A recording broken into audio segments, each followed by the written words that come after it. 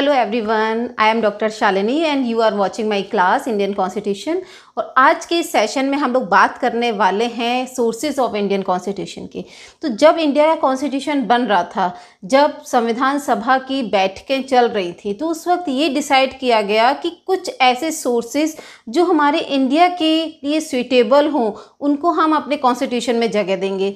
तो वर्ल्ड के काफ़ी सारे देशों के संविधानों का रिसर्च करने के बाद कुछ ऐसी चीज़ें निकलकर सामने आई जो हमारे लिए सूटेबल थी, तो उन्हीं को हमने सोर्सेज के रूप में अपने कॉन्स्टिट्यूशन में शामिल कर लिया।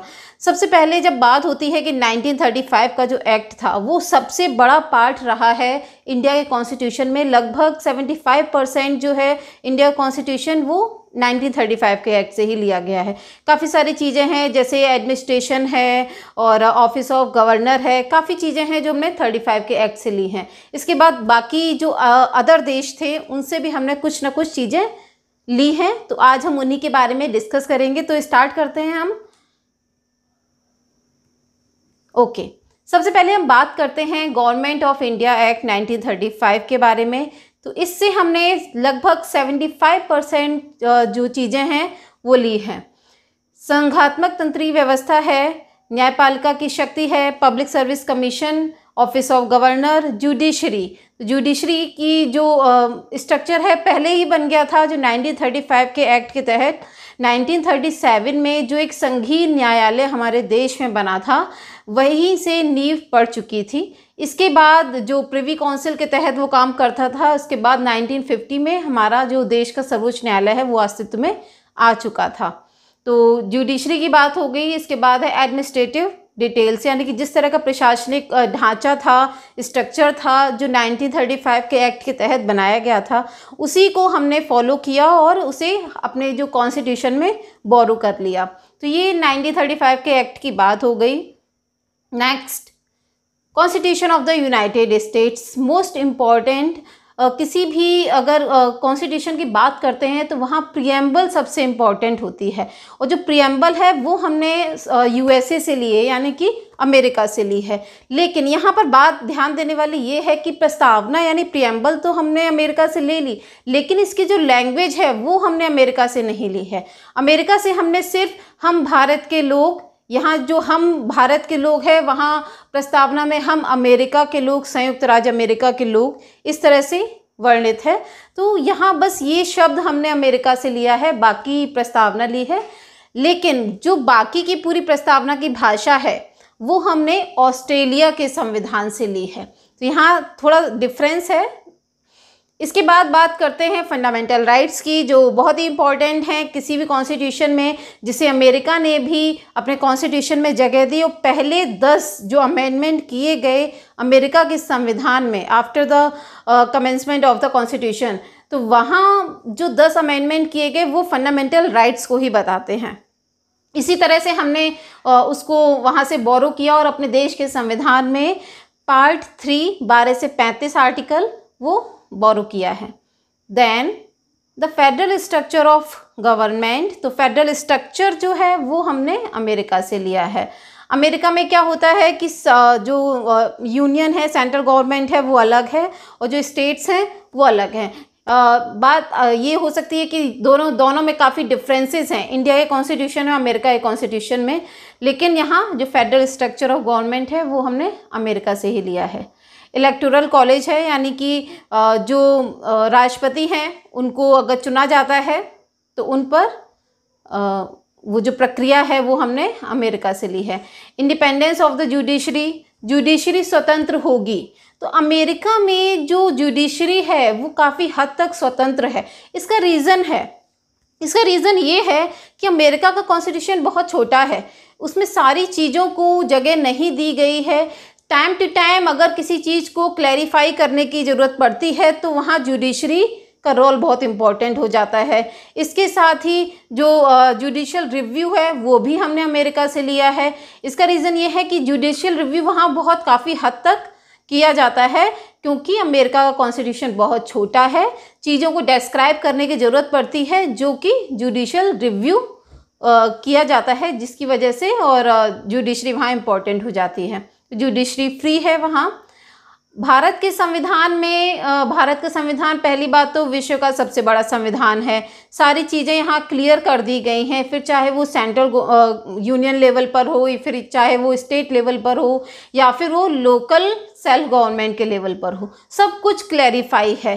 फिर भी अगर कुछ चीज़ें अगर क्लैरिफाई करने की ज़रूरत पड़ती है तब ही जुडिशरी जो है वो जुडिशियल रिव्यू करती है। अमेरिका जितना वाइड स्कोप यहाँ जुडिशरी का नहीं है। Okay, separation of powers among the 3 branches of the government. तो गवर्नमेंट की जो 3 ब्रांचेस होती हैं उनमें सेपरेशन भी हमने अमेरिका से लिया है जो। और इसके बाद बात करते हैं कि प्रेसिडेंट सुप्रीम कमांडर होते हैं ऑफ आर्म्ड फोर्सेस। तो जिस तरह से अमेरिका में भी यही होता है और वहीं से हमने बोरो किया है इस चीज़ को। और भारत के राष्ट्रपति तीनों सेनाओं के सर्वोच्च सेनापति होते हैं, यानी सुप्रीम कमांडर होते हैं।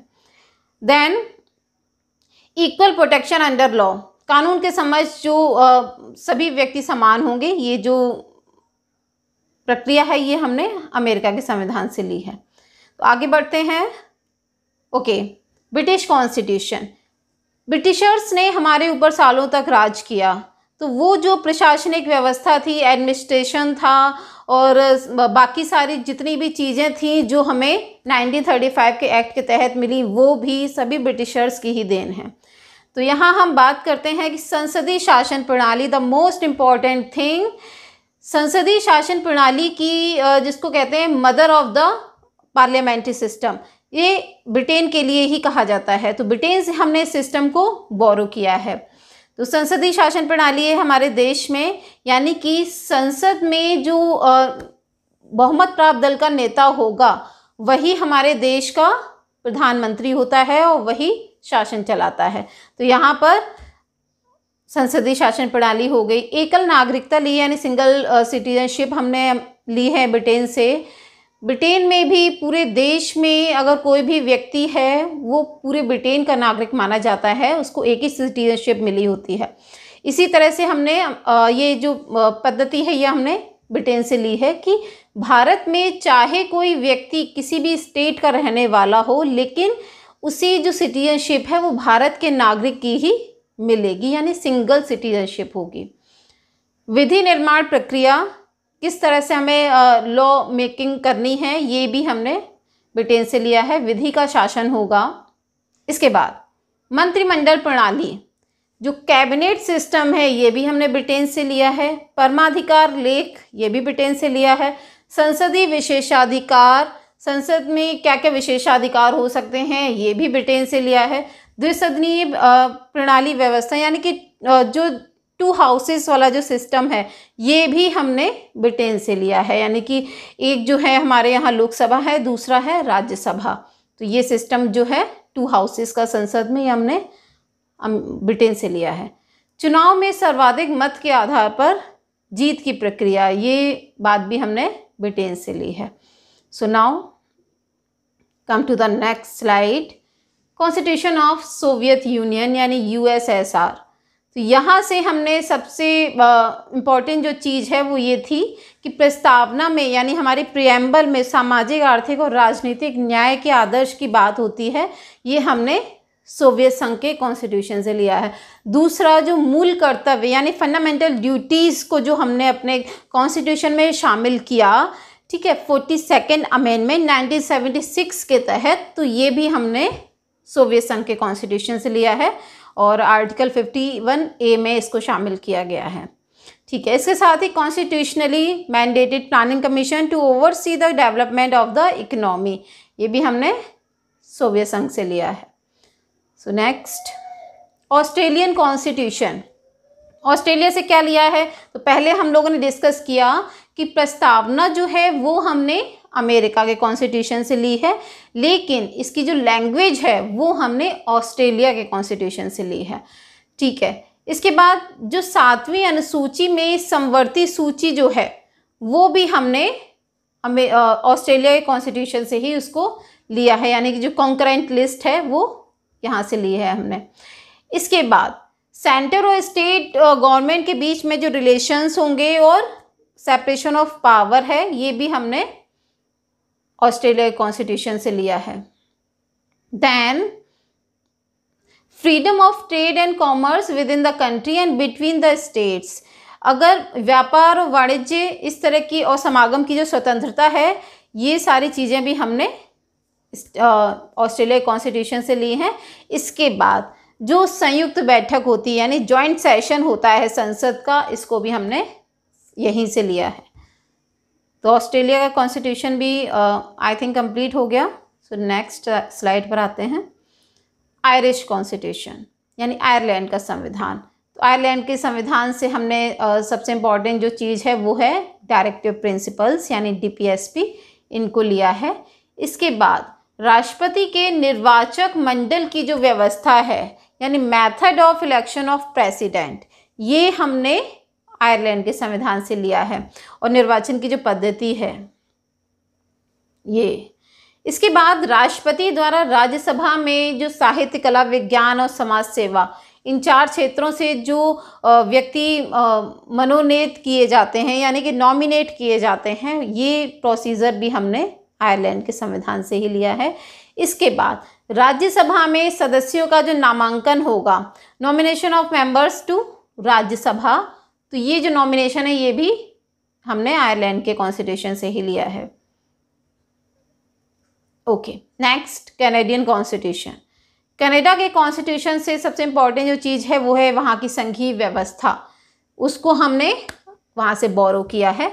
केंद्र के पास अवशेष शक्तियाँ होंगी, ठीक है। रेजिड्यूरी पावर्स जो हैं, जैसे कि अमेरिका में क्या होता है, अमेरिका में रेजिड्यूरी पावर्स जो हैं वो स्टेट्स के पास हैं, ठीक है। लेकिन कनाडा में और इंडिया में दोनों ही जगह जो रेड्यूसरी यानी अवशिष्ट जो विषय हैं वो केंद्र सरकार के पास है। केंद्र के द्वारा राज्य के राज्यपालों की नियुक्ति यानी कि स्टेट्स में जितने भी जो गवर्नर्स अपॉइंट किए जाएंगे वो सेंट्रल गवर्नमेंट करेगी, इसको भी हमने कनाडा के कॉन्स्टिट्यूशन से बोरो किया है।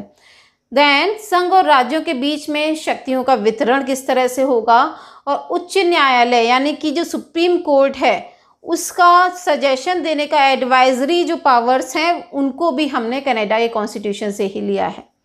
सुप्रीम कोर्ट के बारे में अलग अलग चीज़ें हमने अलग अलग कॉन्स्टिट्यूशन से ली हैं, जैसे कि इंटीग्रेटेड जो जुडिशरी सिस्टम है ये हमने लिया है अमेरिका से, ठीक है।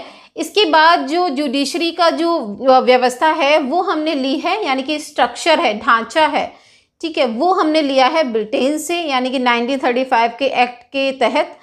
इसके बाद जो उच्चतम न्यायालय का परामर्श यानी कि एडवाइजरी जो उसकी पावर्स होंगी, इनको हमने लिया है कनाडा के कॉन्स्टिट्यूशन से, ठीक है। तीनों अलग अलग चीज़ें अलग अलग जगह से हमने लिए हैं सुप्रीम कोर्ट के बारे में। देन फ्रेंच कॉन्स्टिट्यूशन यानी फ्रांस का संविधान। तो फ्रांस के संविधान से हमने लिया है जो प्रस्तावना में स्वतंत्रता, समानता और बंधुता का जो आदर्श है यानी इक्वलिटी, लिबर्टी और फैटर्निटी इन द प्रीएम्बल, इसको हमने फ्रेंच रेवोल्यूशन में जो ये इस्तेमाल हुआ था ये वर्ड्स, इनको वहाँ से हमने बोरो किया है। इसके बाद रिपब्लिक जो सिस्टम है यानी कि गणतंत्रात्मक जो व्यवस्था है वो हमने यहाँ से ली है फ्रांस के संविधान से। तो याद आ रहे होंगे वर्ड्स प्रीएम्बल के, ये हमने फ्रांस के कॉन्स्टिट्यूशन से लिए हैं। So come to the next slide. Constitution of Japan. Japan से हमने लिया है विधि के द्वारा स्थापित प्रक्रिया का सिद्धांत, यहाँ से सिर्फ हमने इसी को लिया है।